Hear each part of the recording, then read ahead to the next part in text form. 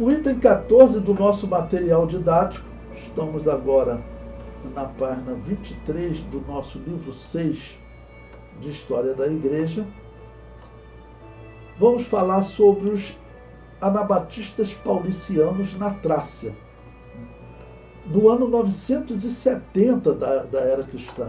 Então, eu estou mostrando para vocês, intervalo de 100 anos, nós tínhamos visto paulicianos nessa mesma região também. Falei para vocês, provavelmente aqueles cristãos dos dias do apóstolo Paulo. A Trácia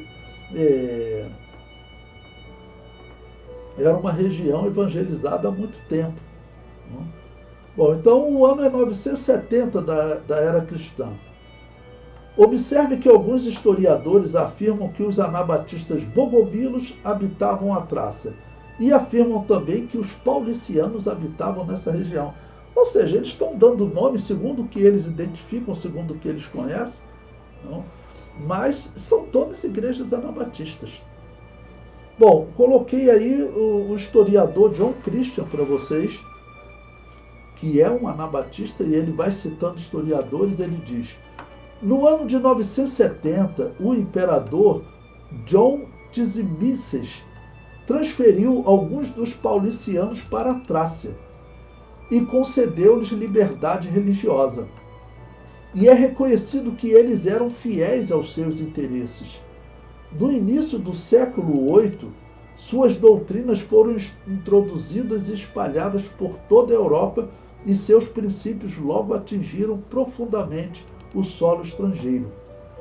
Foi no país dos albigenses, na França, nas províncias do sul da França, que os paulicianos foram mais profundamente implantados, e aqui mantiveram uma correspondência com seus irmãos da Armênia.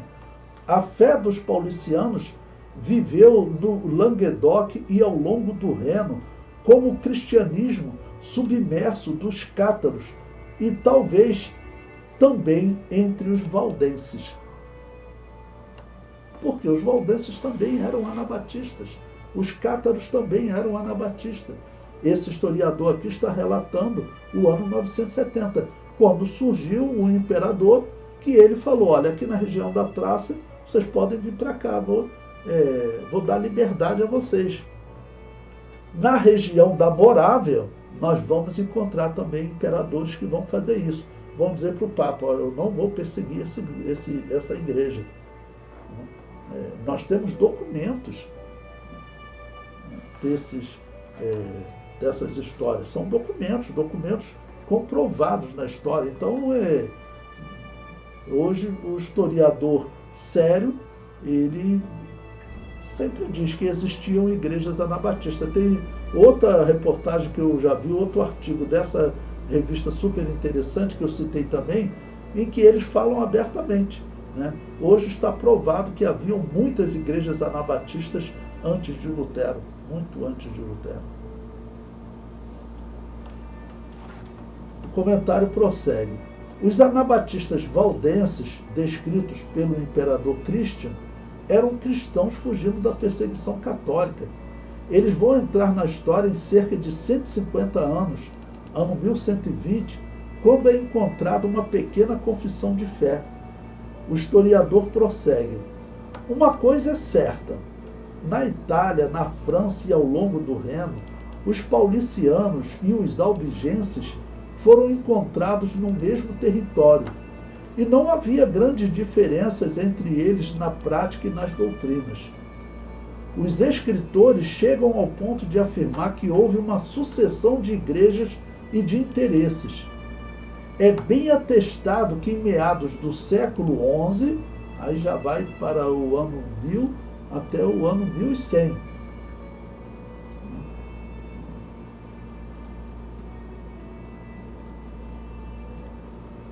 no século XI, eles eram numerosos na Lombardia e em Issurbia, mas principalmente em Milão, na Itália.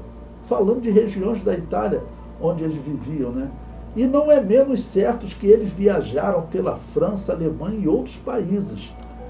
E por sua santidade, conquistaram um grande número de pessoas comuns em sua maneira de pensar. Ou seja, está dizendo que na região do campo, as pessoas mais comuns, na cidade eles não podiam viver, mas no campo eles ganhavam muitas almas, eles tinham muitos seguidores. E prossegue. Na Itália, eles se chamavam paternes e cátaros, e na Alemanha, gazari. Na França, eles eram chamados albingenses.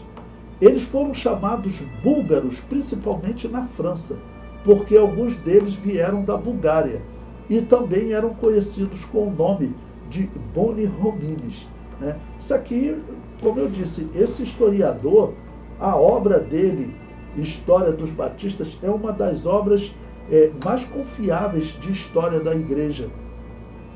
Um historiador muito respeitado, né? E tudo que ele mostra aqui, isso é reconhecido pelos historiadores.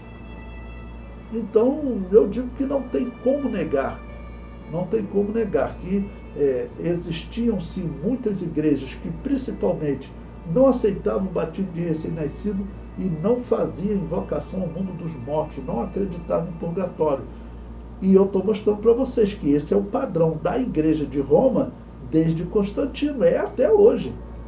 É da igreja ortodoxa, da igreja copta, todas essas igrejas que surgiram pós-Constantino, todas elas praticam esse paganismo. E que é paganismo, até os reformados dizem que é paganismo. Calvino dizia que é paganismo, porque a Bíblia é clara.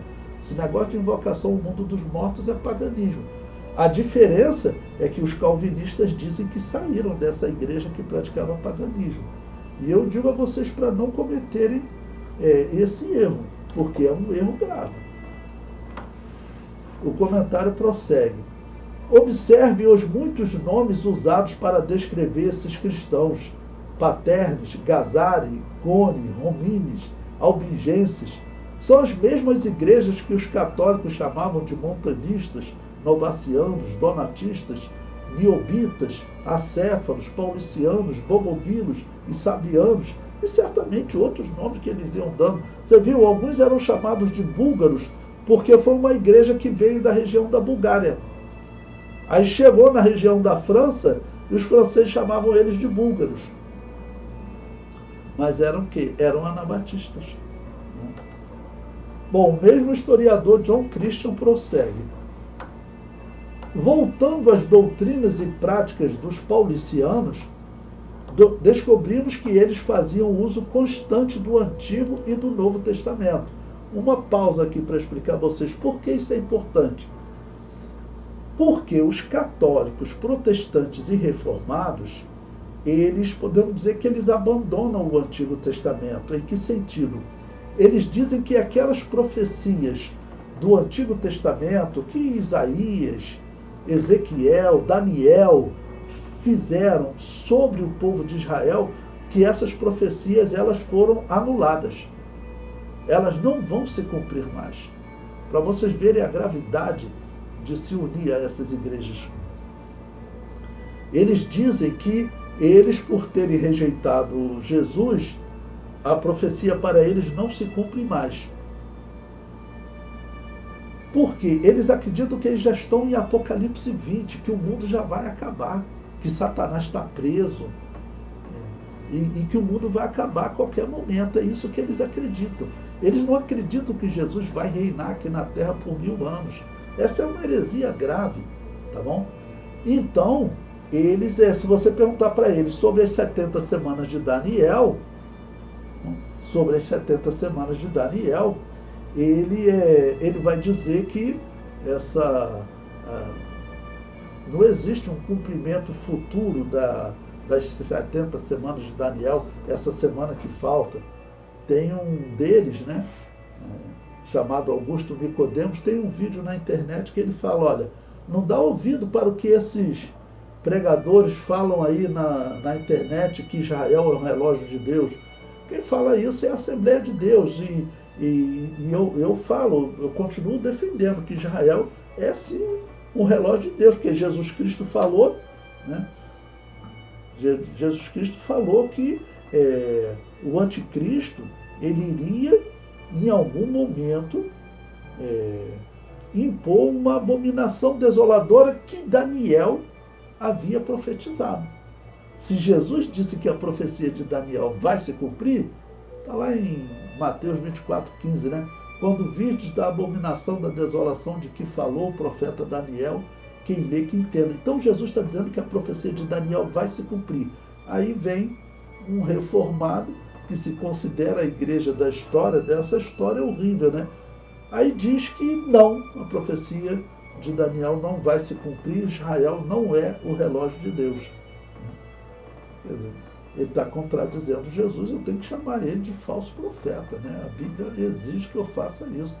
Tem que denunciar eles como falso profeta, senão eu estou concordando com ele, com essa mentira. Ele está errado, Jesus está certo. A profecia de Daniel vai se cumprir. Israel, então, é um relógio de Deus. Porque faz parte da profecia, né? O historiador prossegue. Eles não tinham ordens no clero que se distinguisse dos leigos por seus modos de vida, roupas ou outras coisas. Eles não tinham conselhos ou instituições similares. Seus professores eram da mesma categoria, ou seja, veja, ele está descrevendo uma igreja simplesinha. Uma igreja exatamente como a Assembleia de Deus que eu conheci na década de 70, né? Eu nasci na década de 60, 63, mas me lembro da igreja, né? Mas um pouco da década até de 60, quando eu era criança mesmo, mas principalmente na década de 70. Aquela igreja simplesinha, os professores da escola dominical, simples, né? É exatamente isso que ele está descrevendo, né? E por que eles eram assim? Eles não podiam estar na cidade estudando. Eles não podiam estar na cidade estudando. Eu vou mostrar isso para vocês quando nós estudarmos a história de um homem chamado John Wycliffe, porque vai estourar uma guerra grande nesses reinos católicos entre a França e a Inglaterra. E o Papa vai ficar do lado da França. Aí lá é a Guerra dos 100 Anos, que vocês já ouviram falar, né? A Guerra dos 100 Anos. E lá na Inglaterra, o rei vai ficar meio revoltado com o Papa e ele vai se distanciar um pouco da Igreja Católica. Então vai ter um anabatista chamado John Wycliffe que vai começar a bater na Igreja Católica lá. O Papa vai dar ordem para o rei para mandar ele para a Itália, para o Papa julgar ele, queimar ele, né? Aí ele não entrega não. Ele não entrega não. Mas aí, depois que acaba a Guerra dos 100 Anos, John Wycliffe já está morto, mas o Papa faz questão de ir lá queimar a ossada do anabatista John Wycliffe. Então, assim, um anabatista que chegue na universidade, estude, vai ter essa exceção lá nos anos 1300, quase 400 anos à frente desse período que nós estamos, 300 anos à frente desse período que nós estamos estudando, na Inglaterra por conta da Guerra dos 100 Anos. Mas o que ele está descrevendo aqui, a regra, no geral, eles viviam no campo, a maioria dos homens não sabiam nem ler. As mulheres que estudavam, que era assim na igreja, eu me lembro aquela igreja simples que nós fomos criados, ela era assim. Não? Minha mãe que ensinou meu pai a ler. Porque meu pai, como homem, tinha que estar na roça trabalhando. E minha mãe, as mulheres, e principalmente as mulheres cristãs, elas normalmente se dedicavam a estudar, né? O historiador prossegue. Eles se esforçaram diligentemente pela simplicidade da vida apostólica. Eles se opunham a todo culto à imagem praticado na Igreja Católica Romana, ou seja, a idolatria, né? Bom, as igrejas anabatistas, elas não aceitavam a idolatria. As relíquias milagrosas eram um monte de ossos e cinzas, destituídos de vida e de virtude. Eu mostrei para vocês o Papa, né, ele pegava, usava, mandava desenterrar diversas ossadas para dizer que era osso de santo, e as pessoas pagavam para olhar, para tocar naquelas ossadas. Aí os anabatistas diziam, né, isso aí não tem nenhum valor. Eles mantiveram a visão ortodoxa da Trindade, que é outra verdade. As igrejas anabatistas, como nós pregamos, a Bíblia é clara em dizer Ele descreveu o Pai, o Filho e o Espírito Santo como deuses, né?